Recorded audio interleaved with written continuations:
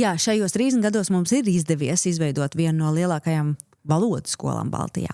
Bet mums ir arī vairāki neizdošanās stāsti, jeb failures. Mēs zinām, kā izveidot valodas skolu Latvijā, bet mēs zinām arī, kā neizveidot Rumānijā. Mēs zinām, kā neizveidot valodas skolu Brazīlijā. Lietuvā mums 5 gadus viss bija veiksmīgi. Vairāk mēģinājumi ir bijuši, un vienmēr viss ir sekmējies un bijis, 100% rezultāts. Brazīlijā mēs aizlidojām 2013. gadā un arī Rumānijā 2014. Un tajā laikā mēs domājam, ka mēs varam attālināti daudz ko izveidot un vadīt uzņēmumus, bet tas pasaule nebija atvērta tik ļoti attālinātam biznesam, kā tas ir tagad, un tāpēc mums tas neizdevās. Savukārt lielākais no izaicinājumiem mums kā valodas skolai bija patiesībā tieši Covid gada 20. līdz 23. gads, jo mums bija klātienes biznesi.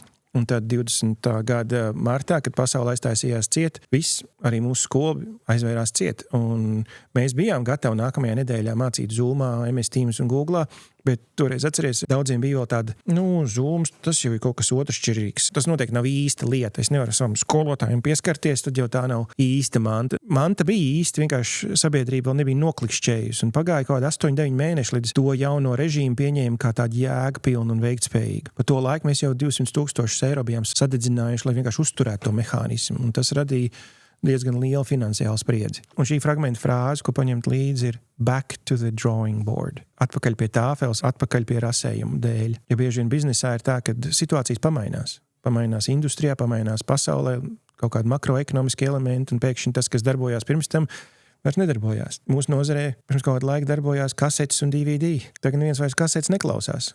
Back to the drawing board. Ražojam jaunas mācību materiālus. Tagad ir digitāli, audio kursi. Bet ir jāmāk ik pa brīdim pamainīt savus režīmus un nekāpt tikai tajā sasniegumu virsotnē un vicināt savus sasniegumu karodziņus, bet back to the drawing board. Atpakaļ pie tāfeles un tīram nost un zīmējam pa jaunu.